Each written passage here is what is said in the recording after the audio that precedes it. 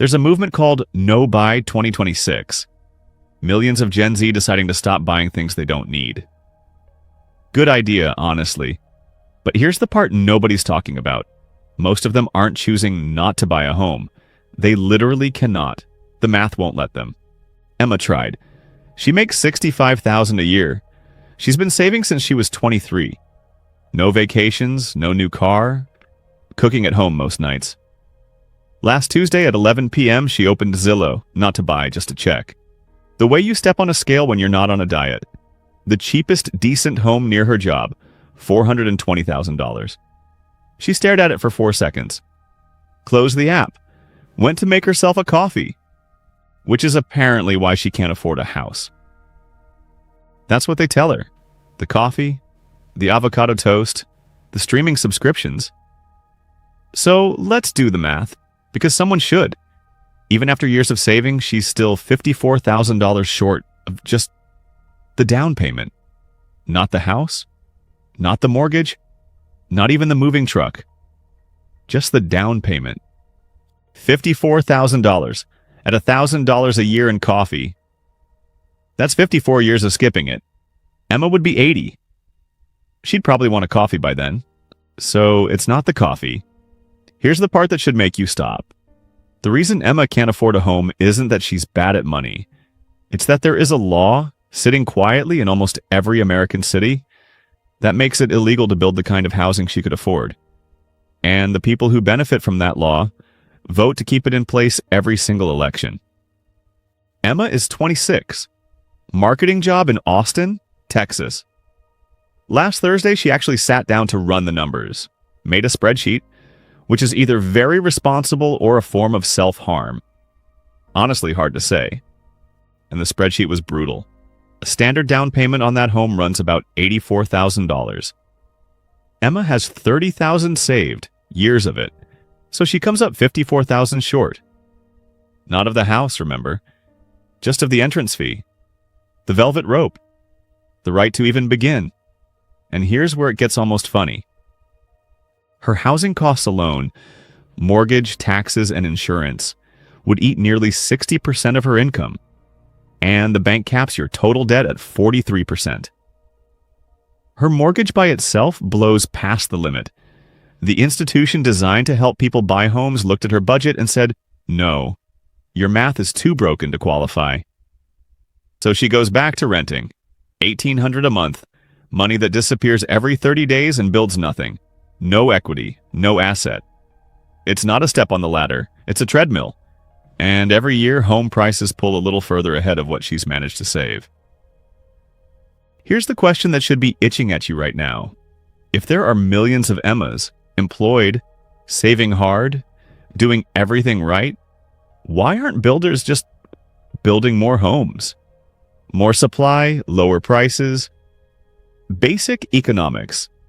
So why isn't it happening? To understand it, you need one word: zoning. Zoning decides what can be built and where. On most residential land in most American cities, one rule overrides everything else. Single family only.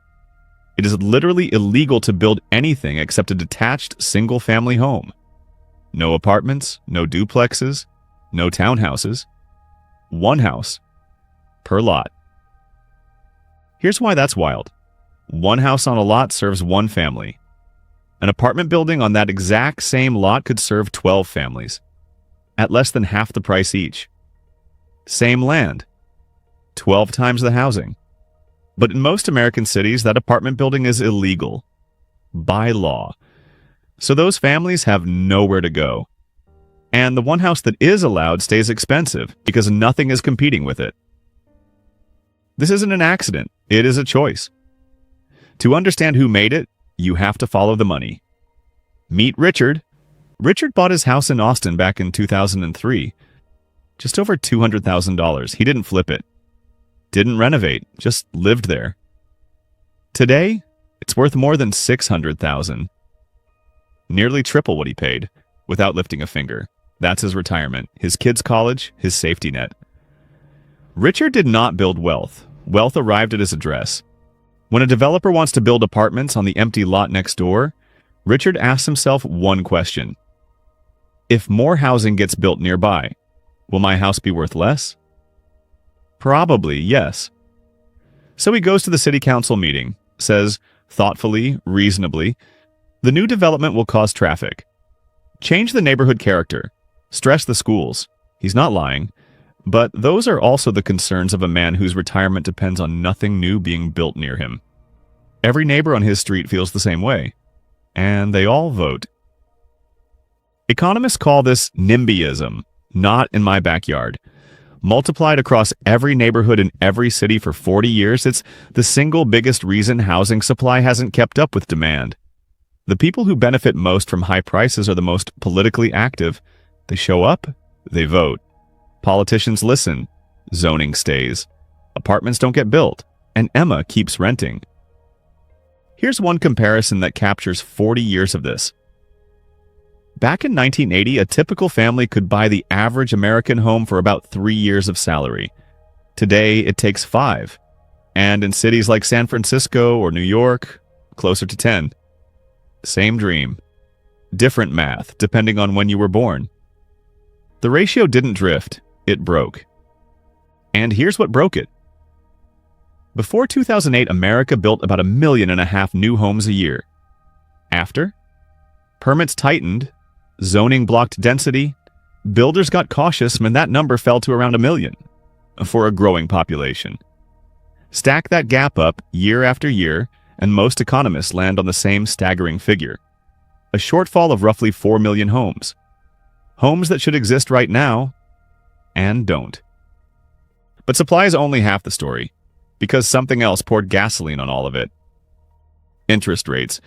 In 2020 and 2021, rates hit historic lows when around 3%.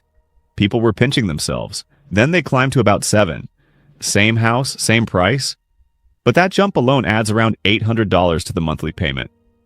The house didn't change. The rate did. And the rate changed everything. Here's the trap nobody talks about. Most people who locked in at those rock-bottom rates aren't selling.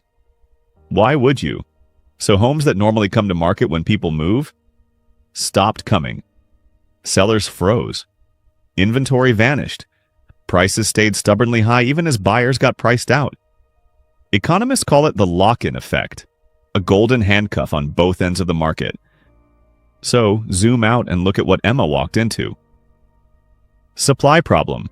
40 years of underbuilding. Lock-in problem. Owners frozen in cheap mortgages. Demand problem. An entire generation hitting prime home buying age at exactly the wrong moment. She didn't walk into a bad market. She walked into a perfect storm that was decades in the making. And here's the twist that makes this so fascinating. Nobody in this story is a villain. Richard is protecting his retirement. Existing owners are being rational. Politicians are following the voters who show up. And yet the result of all those individually sensible decisions is a system that locks an entire generation out of owning a home. Economists call this a coordination failure. Everyone does the smart thing. Together, they produce a disaster nobody chose. So what actually fixes it? Density. Minneapolis eliminated single-family-only zoning citywide in 2018. While rents across the rest of Minnesota climbed 14%, rents in Minneapolis barely moved, just 1%. 1. More supply. Slower prices. New Zealand and Japan ran the same experiment at national scale. And wherever housing policy allows density, the pattern holds every time. More gets built, prices moderate, the math starts working again. What zoning does has a precise economic name: supply restriction. Limit supply, demand keeps rising, price goes up.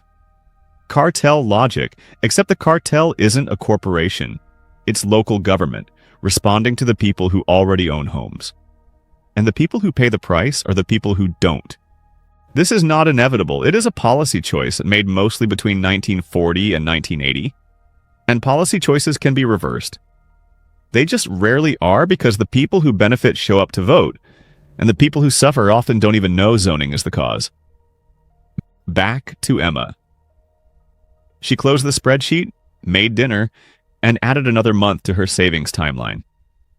She's one of tens of millions of Gen Z and millennials running the same quiet calculation. The political system that could fix this is largely controlled by the people it would need to inconvenience. But things are slowly moving. Minneapolis, New Zealand, several California cities, parts of Texas. In every place where zoning has changed, the math has started working again for people who'd been locked out for years. That chain, from a zoning law drafted in 1955 to Emma's spreadsheet in 2026, is what economists call artificial scarcity, not natural scarcity. Scarcity that was built by the choices of people who already had what they were preventing others from getting. The next time someone tells you Gen Z can't afford homes because of coffee, you now know the real math. To save what Emma's missing, she'd have to skip her daily coffee for 54 years. She'd be 80, and the house would cost more by then anyway. The problem isn't the coffee, the problem is the zoning map. If this made the housing market make a little more sense, share it with someone stuck in the same math, and subscribe because next week we're looking at something that affects every single person who has ever carried debt. A hidden force that can make what you owe grow faster than your ability to pay it back, even when you're doing everything right. I'll see you there.